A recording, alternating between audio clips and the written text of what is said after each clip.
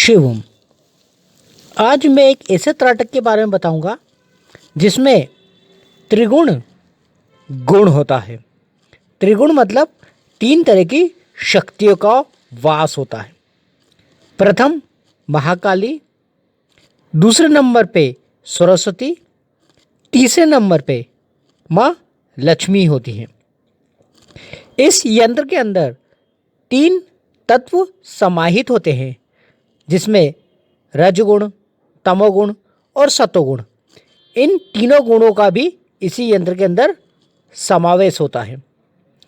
यह यंत्र के अंदर तीनों कालों की शक्ति भी समाई हुई होती है।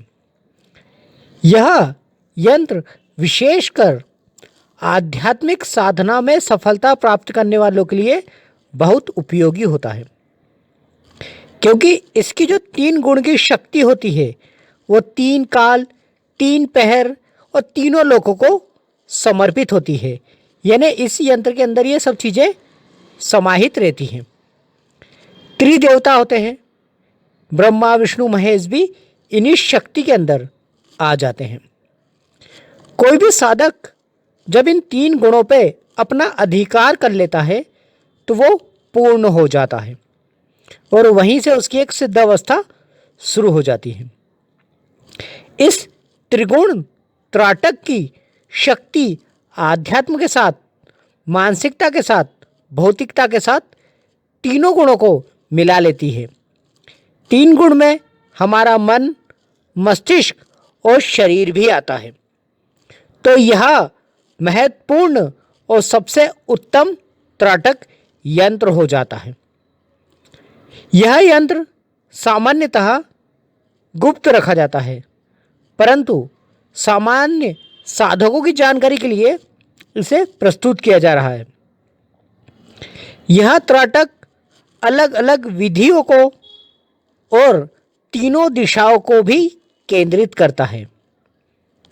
तीन दिशाओं का जो अर्थ होता है वो प्रकृति के गुण पे चलता है, मतलब ठंड का दिन, गर्मी का दिन और बारिश का दिन।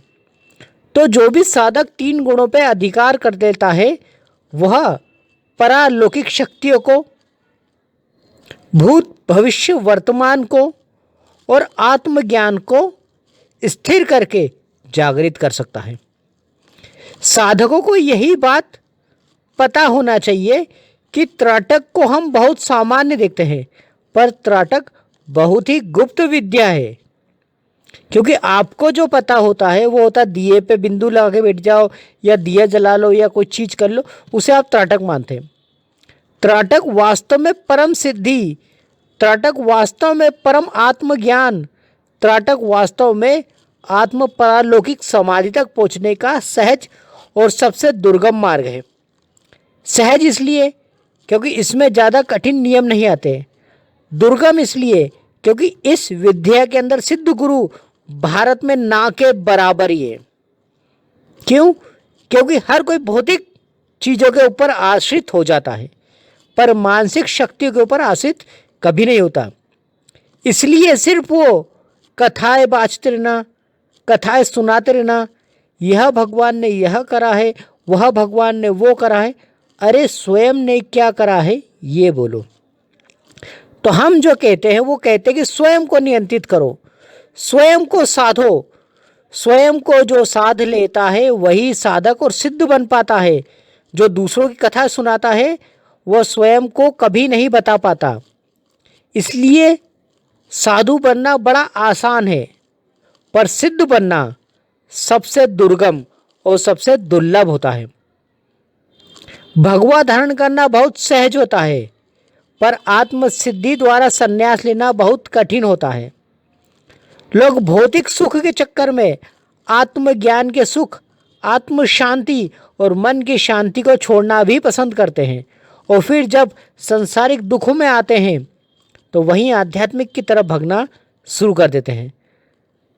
आध्यात्मिकता में यही होता है कि तुम अपने मन, मस्तिष्क और आत्मा को वश में करो और त्रिगुण शक्ति को धारण करके त्रिलोक विजेता बनो। क्योंकि त्रिलोक विजेता की हमेशा तुमने सुना होगा कि हर कोई त्रिलोक विजेता बनना चाहता है, तो तीन गुण उसे धारण करना ही पड़ेंगे। तीन गुण जब व्यक्ति धारण कर लेता है तो संसार में हमेशा विजय होता है। उसकी अष्ट सिद्धियाँ, नवनिधियाँ जागृत होने लग जाती हैं। अष्टांग योग अपने आप सिद्ध होने लग जाते हैं।